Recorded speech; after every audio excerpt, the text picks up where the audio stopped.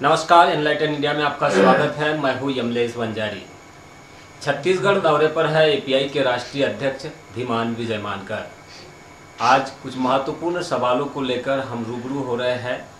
Sir, पहला सवाल मेरा, आदिवासियों की एक बड़ी सभा आज विश्व आदिवासी मूल निवासी दिवस पर आपने संबोधित की। आदिवासियों के अधिकारों को लेकर आपने एक बड़ी महत्वपूर्ण बात कही कि संविधान सभा में उस समय कुछ मिस्टेक हुई थी और कुछ गलतियां भी हुई थी, जिसकी वजह से आदिवासियों के अधिकार जो है पूरी तरह से सेफगार्ड नहीं हो पाए, संरक्षित नहीं हो पाए। आपने कहा है कि आप प्रयास करेंगे जब संसद में जाएंगे। किस तरह का प्रयास होगा और किस तरह से ये मिस्टेक हुई थी जिसकी वजह से आदिवासियों के अधिकार वंचित रह गए? यमलेश जी, 8 घंटा हो गया है। अभी बड़ी सभा करके जो है सैकड़ों लोगों से मिल के अभी मैं आया हूँ और एक फाइनल इंटरव्यू आपके साथ कर रहा हूँ। रात के लगभग जो है मुझे लगता है 9:30 बज रहे हैं और बड़ा हेक्टिक शेड्यूल रहा है। जो बातें मुझे बोलनी थी वो तो काफ़ी आज के स्पीच में बोली है। फिर भी शॉर्ट में मैं कहूँगा कि भारत के संविधान में जब जयपाल सिंह हुड्डा ये कह रहे थे कि देश के आदिवासियों को एबोरिजिनल ट्राइब लिखना चाहिए, तो इस बात को जो है जिनके हाथ में कलम थी उन्होंने नहीं माना और आदिवासियों का जो राइट्स का सेटलमेंट है वो पूरी तरह से ठीक से नहीं हो पाया। यानी संयुक्त राष्ट्र तो दुनिया के आदिवासियों को भारत के आदिवासियों के साथ कहता है कि वो मूल निवासी है, एबोरिजिनल है, लेकिन भारत के संविधान के हिसाब से वो एबोरिजिनल नहीं है। ये एक बहुत बड़ा कॉन्ट्राडिक्शन है जो बाद में कॉन्स्टिट्यूशन बनते वक्त ही सेटल हो सकता था, क्योंकि प्रेसिडिंग लॉज भी थे और बहुत सारे उदाहरण भी थे जहाँ एबोरिजिनल ट्राइब वर्ड था ऑलरेडी इंडिया के वेरियस लॉज में और वेरियस कमिटीज़ के रिपोर्ट में, पर वो जानबूझ के जो है एक तरह से जो है वो नकारा गया और इसकी वजह से जो उनके राइट्स का सेटलमेंट है आदिवासियों को वो ठीक से नहीं हुआ। तो मैं ऑलरेडी 2 बिल्स दिया है पार्लियामेंट को, तो उसमें ये सारी बातों को डील किया है और अगर मैं संसद जाता हूँ तो मानव अधिकारों को लाना और आदिवासियों के इंडिजिनियस राइट्स को लाना ही मेरी प्रायोरिटी है। आपने इंडिजिनियस राइट्स के सेकंड पीढ़ी के अधिकारों को संरक्षित करने के लिए कुछ बिल महत्वपूर्ण पार्लियामेंट को प्रस्तुत किए हैं। क्या उस बिल का आउटलुक क्या है, किस तरह से वो बिल बनाए गए हैं? क्योंकि आप पार्लियामेंट में है नहीं, तो इन बिलों का कितना महत्व रह जाता है? ये बिल्स का महत्व तो इसलिए है क्योंकि भारत के इतिहास में आज तक जो है 1949 से भी 47 से लेके किसी ने इस बात पर सोचा ही नहीं और इसमें second generation of indigenous rights है जो यूएन ने आईएलओ कन्वेंशन 169 है और universal declaration of rights of indigenous people 2007 है और इसके साथ बाकी बातों को समझ के मैंने बहुत सारी बातों को इनकॉर्पोरेट किया है। तो प्राइवेट मेंबर बिल करके जैसे मैं संसद में एंटर होता हूँ और एपीआई के और भी एमपीज होंगे 2024 में, तो वो पहले सेशन में ये बिल्स को इंट्रोड्यूस करेंगे क्योंकि फिर तो किसी के एमपी की ज़रूरत नहीं। जब मैं खुद एमपी रहूँगा तो इनको मैं इंट्रोड्यूस कर लूँगा और भारत के संविधान में मेजर अमेंडमेंट लाने का प्रोविजन है ये पॉजिटिवली, जहाँ मानवाधिकार आए और इंडिजिनियस राइट्स आए और फिर रिजर्वेशन को लेकर भी कुछ बिल दिए और इलेक्ट्रल सिस्टम के तो है ही अलग से 10 बिल्स जो है। हम देखते आ रहे हैं कि आदिवासियों पर अत्याचार जो है वो लगातार बढ़ते जा रहा है, आंदोलन भी हो रहे हैं, इसके बावजूद अत्याचार जो है वो थमने का नाम नहीं ले रहा है। मध्य प्रदेश का हत्याकांड देवास का हमने देखे है, उसके बाद छत्तीसगढ़ में एक गोलीकांड हुआ है। ये 2 बड़े मतलब वर्तमान में देखा जाए तो बड़े घटनाओं, जघन्य घटनाओं के तौर पर ये सामने आए। इनको लेकर आप क्योंकि क्या प्रयास कर रहे हैं? आप छत्तीसगढ़ के आदिवासियों के बीच में काफ़ी महत्वपूर्ण माने जा रहे हैं, इस समय आपकी लीडरशिप लगातार बढ़ रही है। ऐसे में ये अत्याचारों और अन्याय को रोकने के लिए आप क्या फार्मूला देंगे या क्या समाधान है, इसका बताएंगे? देखिए, कानून व्यवस्था एक अलग विषय है, लेकिन अगर आदिवासियों को खुलेआम गोली मारी जाती है और फिर कोई भी कारण बता दिया जाता है, जैसे सुकमा और बीजापुर के बॉर्डर पे हुआ है, और फिर जैसे हमने देखा कि देवास जिले में जो है पूरे परिवार को आदिवासियों के मार के गाड़ दिया, और उसी तरह दिल्ली की भी एक 9 साल की लड़की थी, वो भी उसके साथ भी कोई कहते हैं कि पंडा पुजारी ने उसने जो है रेप किया। तो ये देश में अमानवीय जो अवैज्ञानिक और जो जाति का अन्यायकारी जो मानसिकता है उसको दर्शाता है। तो मैं ये कहूँगा, चाहे देश के जो भी अफेक्टेड लोग हो, ट्राइबल्स हो या शेड्यूल कास्ट हो और भी कम्युनिटीज़ के लोग हो, कि भारत को एक नई पॉलिटिक्स की ज़रूरत है जो नीति के आधार पे हो, जो मानव अधिकारों के आधार पर हो, जिसमें सबके राइट्स गारंटी हो सके। वो काम बीजेपी कांग्रेस नहीं कर सकती है। तो मैं ऐसे तमाम लोगों से ये कहूँगा कि वॉइस उठाना तो अच्छा है, लेकिन वो सफिशिएंट नहीं है। वॉइस उठाने के साथ साथ हमारी पॉलिटिकल पार्टी को डेवलप करना चाहिए ताकि हम बीजेपी और कांग्रेस दोनों को रिप्लेस कर सकें, छत्तीसगढ़ में, मध्य प्रदेश में भी और पूरे देश में भी। यानी आपके कहने का मतलब ये है कि वॉइस के साथ में आपको एक ऐसी पॉलिटिकल वॉइस के साथ वोट करना पड़ेगा। वॉइस के साथ वोट इम्पॉर्टेंट है, वॉइस के साथ वोट इम्पॉर्टेंट है।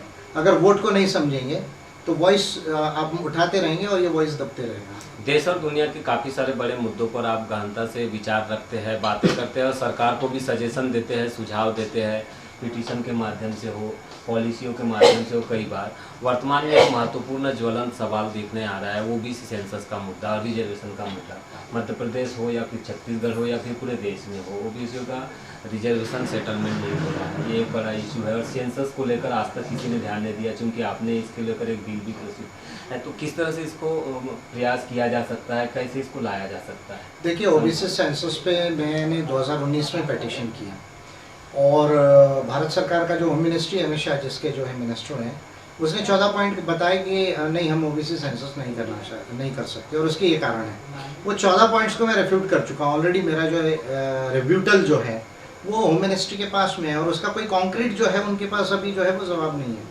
तो इस पर तो काम करने के लिए, चाहे ओबीसी सेंसस हो या ओबीसी का बजट हो या reservation in promotion of article 16(4)A है या 50% की सीलिंग हटाने की जो बात है, उस पर मैं ऑलरेडी बिल्स और पटिशन कर चुका हूँ। और मुझे खुशी है कि मेरी बात को अभी देश के बाकी ओबीसी के लीडर्स है और जो सामाजिक फील्ड में जो संस्थाएं काम कर रही है ओबीसी की, वो भी समझ रही है और ये आवाज़ उठ रही है, आवाज़ उठेगी और मोदी गवर्नमेंट को इसका जवाब देना पड़ेगा। और अगर मोदी गवर्नमेंट नहीं मानती है तो इसको चेंज करेंगे 2024 में एपीआई के थ्रू। आप प्रधानमंत्री पर वर्बली अटैक करने के लिए काफ़ी जाने जाते हैं। आज भी आपने प्रधानमंत्री जी को एक नक्ता नाम से संबोधित किया, क्योंकि क्विट इंडिया मूवमेंट को लेकर उन्होंने ट्वीट किया, ऐसी आपने बात की। लेकिन देश के आदिवासियों और दुनिया के आदिवासियों का सेलिब्रेशन का दिन था, उनके अधिकारों को संरक्षित करने का दिन था। आदिवासियों के संदर्भ में कोई ट्वीट नहीं किया, ये आपने आरोप लगाया है। किस रूप में देखते हैं, चूँकि बीजेपी गवर्नमेंट ने आदिवासियों के दिनों को सेलिब्रेट नहीं कर रही है या उनके अधिकारों को काम नहीं करने दे रही है, काम नहीं करना चाहती, इसको किस रूप में देखते हैं? देखिए, व्यक्तिगत तो मैं कभी किसी को कुछ बोलना पसंद नहीं करता। मेरे लिए व्यक्तिगत मोदी तो कोई इम्पोर्टेंट नहीं है, पर अभी वो भारत के प्राइम मिनिस्टर हैं, तो भारत के प्राइम मिनिस्टर है तो उनको ह्यूमन राइट्स और कॉन्स्टिट्यूशन की समझ होनी चाहिए, उसके हिसाब से उनको चलना चाहिए।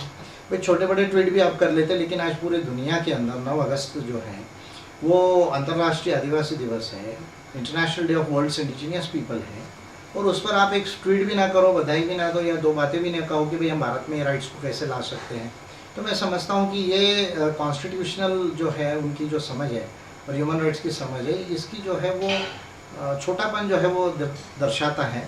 और इसलिए मैंने मोदी जी को जो है वो जो कहना था वो कहा। व्यक्तिगत मेरा कोई किसी के ऊपर में ऐसा बोलना जो है मुझे कभी भी पसंद नहीं आता, मैं इसको अवॉइड भी करता हूँ। लेकिन क्योंकि वो आदिवासियों के अधिकार को लेकर जो है वो सीरियस नहीं है, ह्यूमन राइट्स को लेकर सीरियस नहीं है, इसलिए मैंने उन पर as a prime minister comment किया है।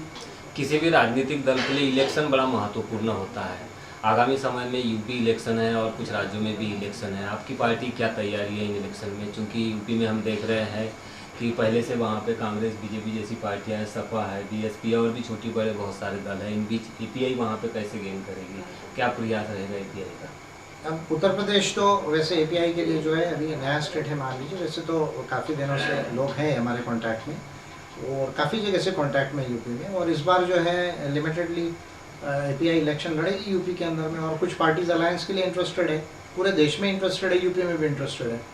तो पॉलिसी को लेकर कुछ अगर कॉन्सेंसस बन जाता है तो बाकी प्रैक्टिकल चीज़ों को देखकर उनके साथ लिमिटेड अलायंस किया जाएगा। और यूपी में जो है कम से कम नीतिगत तौर पे जो है एक बीजेपी को जो है अल्टरनेटिव करके जो एक पिक्चर लाया जाएगा।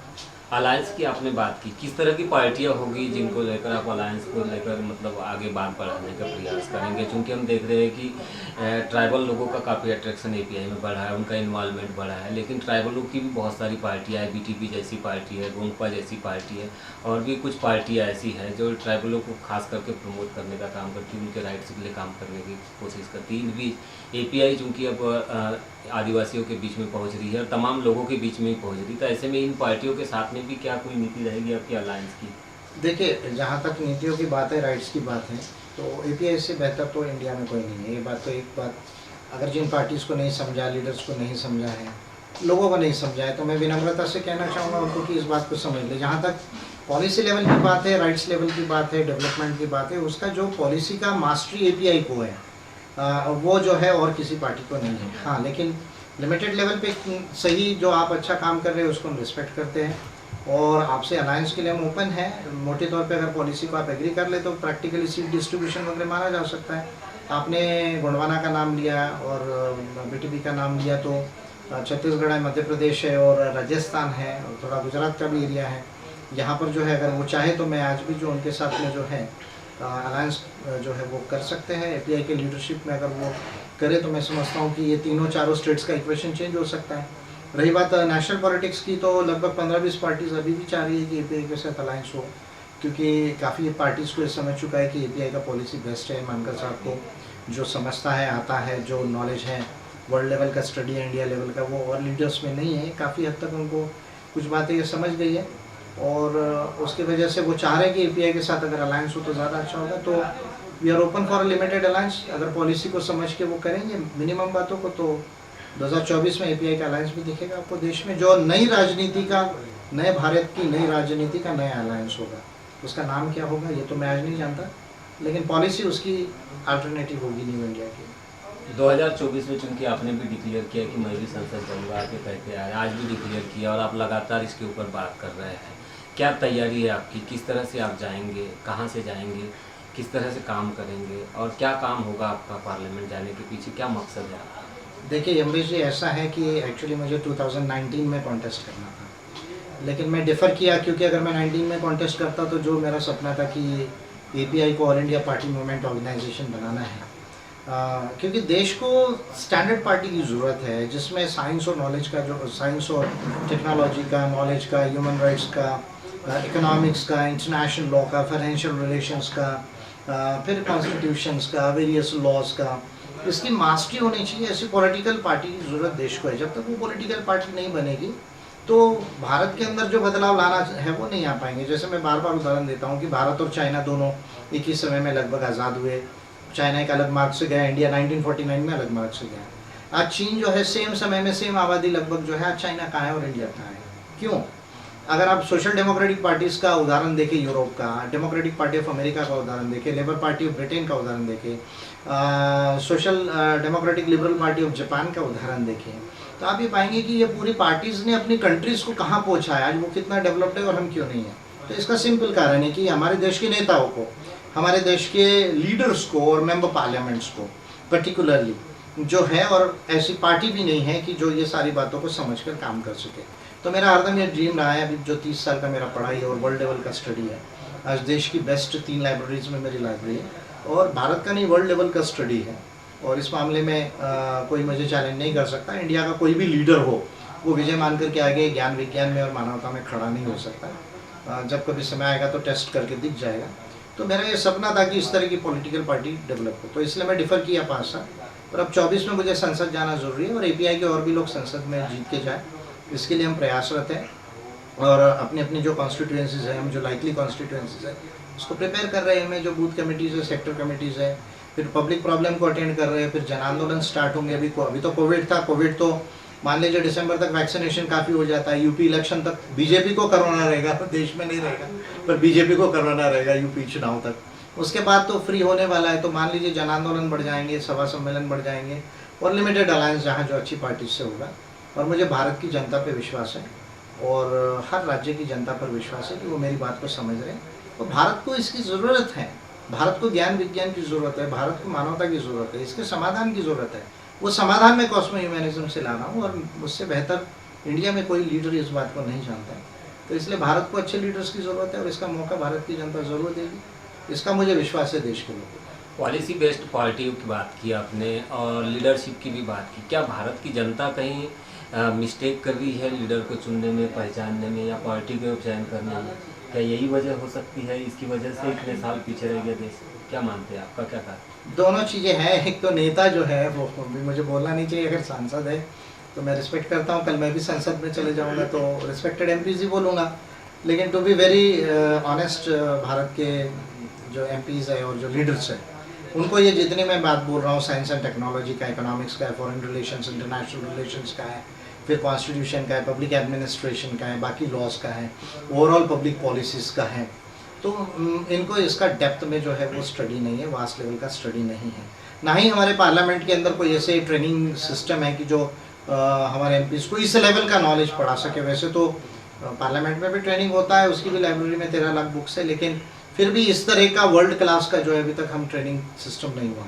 तो मैं ज़्यादा जिम्मेदारी तो नेताओं की मान रहा हूँ, लेकिन फिर भी मैं कह रहा हूँ कि द क्वालिटी ऑफ डेमोक्रेसी, मैं हरदम एक बात कहता हूँ कि the quality of democracy depends upon the quality of citizenship. यानी the quality of democracy depends upon the quality of citizenship. यानी जब तक नागरिक सुजान नहीं होते तब तक किसी भी देश का लोकतंत्र जो है वो सुजान नहीं होता है, वो जो है वो प्रॉपर नहीं होता है। और यही बात जो है भारत के नागरिकों को भी लागू होती है कि हमको ये समझना होगा कि किसके पास नीति है, कौन सबके हित के लिए जो है वो सबके अधिकार, गरिमा और विकास के लिए काम कर सकता है, बगैर जाति धर्म को, बगैर भाषा और राज्य को देखे। और ऐसे लीडर्स को यदि भारत की जनता चॉइस करेगी तो मैं समझता हूँ कि जल्दी भारत में बदलाव आएगा। चाइना अमेरिका के बराबर मेरा तो ये कहना है कि अगर एपीआई की सरकार मेरे नेतृत्व में 10 साल बनती है तो 10 साल में हम चाइना और अमेरिका के बराबर आ सकते हैं। कैसे? इसका पूरा पॉलिसी है। देखिए आप मेजर तो हैं, देखिए आपको मोटी मोटी बातें बताता हूँ। एक तो एजुकेशन सिस्टम को टोटली चेंज करना होगा, एजुकेशन सिस्टम का बेसिक साइंस एंड टेक्नोलॉजी पे रखना होगा और दूसरे नॉलेज के सब्जेक्ट्स को रखना होगा। फिर मातृभाषा पढ़े जिसमें ट्राइबल भाषा भी हो, कोई दिक्कत नहीं, लेकिन इंग्लिश कंपलसरी होना चाहिए क्योंकि नॉलेज मोस्टली इंग्लिश के अंदर है, एक बात। दूसरी बात जो है कॉन्स्टिट्यूशन के अंदर में जो है उसको इम्प्लीमेंट करना होगा, जो नहीं है वो बाय पॉजिटिव अमेंडमेंट्स को कॉन्स्टिट्यूशन में लाना होगा। वैसे लॉज को जो है वो बनाना पड़ेगा। अब इकोनॉमिक्स की अगर मैं बात करूँ तो मार्केट इकोनॉमी का फ़ायदा लेकर मार्केट को डेवलप करके उसके टैक्सेशन से, प्रोग्रेसिव टैक्सेशन से, आप बजट से लोगों को ये करना होगा। जैसे शॉर्ट में मैं कहता हूँ रोटी कपड़ा मकान का स्लोगन था, मैं कह रहा हूँ कि रोटी कपड़ा मकान के साथ शिक्षा, स्वास्थ्य, रोजगार, आवास, सामाजिक सुरक्षा और संपत्ति, अगर ये हर परिवार को, हर व्यक्ति को गारंटी कर ली जाए और थ्रू इकोनॉमिक पॉलिसी कर ली जाए और उसके लिए उस तरह का कॉन्स्टिट्यूशन और लॉज में अमेंडमेंट ला लिया जाए और उस तरह की इंस्टीट्यूशंस डेवलप हो, उस तरह का एजुकेशन सिस्टम हो, तो भारत को जो है 10 साल में जो है वो चाइना अमेरिका के बराबर लाने में, भले हम उनको क्रॉस ना करें 10 साल में, एक पीढ़ी में कर जाएंगे तो इसमें ज़्यादा समय नहीं लगेगा। ये नीति जो है वो एपीआई के पास में है और ये काम मैं कर सकता हूँ क्योंकि दुनिया में ऐसी कोई चीज़ नहीं जो विजय मानकर नहीं जानता है, तो इसलिए जो है ये काम मैं कॉन्फिडेंटली कर सकता हूँ। लास्ट सवाल, देश की जनता के लिए और आज जहाँ हम हैं छत्तीसगढ़ में, छत्तीसगढ़ की जनता के लिए कोई आपका विशेष संदेश, क्योंकि पिछले 1-2 साल से कोविड संकट के बीच में आप लोगों के बीच में नहीं जा पाए, पब्लिक के बीच में ज़्यादा इंटरेक्शन नहीं हुआ आपका। आज चूँकि लंबे समय बाद आपने एक सभा को संबोधित किया, तो कोई विशेष संदेश आपका कि किस तरह से जनता के नाम आप संदेश देना चाहते हो? जो छत्तीसगढ़ की जनता तो मुझे अच्छे से जानती है, मुझे समझती भी है और ये हमारा सपना रहा है कि भाई एपीआई की सरकार छत्तीसगढ़ में बने और एक नया छत्तीसगढ़ बने जिस छत्तीसगढ़ में सबका जो है डेवलपमेंट, और छत्तीसगढ़ एक मॉडल बने पूरे देश के लिए। जो है गुजरात डेवलपमेंटल मॉडल जो है वो एक तरह का फॉल्टी मॉडल था, तो भारत में कोई मॉडल नहीं है किसी स्टेट का, तो छत्तीसगढ़ को वो मैं बनाना चाहता हूँ। तो छत्तीसगढ़ की जनता इस बात को समझती है और एपीआई को जो है वो साथ देगी, मैं जानता हूँ कि। और जो 2024 का चुनाव और उसके पहले 2023 के यहाँ विधानसभा चुनाव है, उसमें आपको एपीआई की बड़ी जो है वो यहाँ पर बड़ा फोर्स करके दिखेगी अम्बेडकर पार्टी ऑफ इंडिया। तो विशेष साक्षात्कार में आप सुन रहे थे अम्बेडकर पार्टी ऑफ इंडिया के राष्ट्रीय अध्यक्ष धीमान विजय मानकर को, जिनका कहना है कि भारत में तमाम पॉलिटिकल पार्टियां हैं, इन पॉलिटिकल पार्टियों के बीच में एपीआई एक ऐसी पार्टी है जो पॉलिसियों पर काम करती है, यानी कि नीतियों की राजनीति करती है और जनता को ऐसे नीतियों की राजनीति के लिए एपीआई जैसी पार्टी का सपोर्ट करना चाहिए और जनता को खुद भी सुजान होकर अपने लीडर्स को चुनना चाहिए, जिससे देश का लोकतंत्र मजबूत हो और देश में नीतियों की राजनीति के माध्यम से लोगों का कल्याण हो, लोगों की उन्नति हो और देश प्रदेश प्रगति की ओर आगे बढ़े। एनलाइटन इंडिया के लिए यमलेश वंजारी।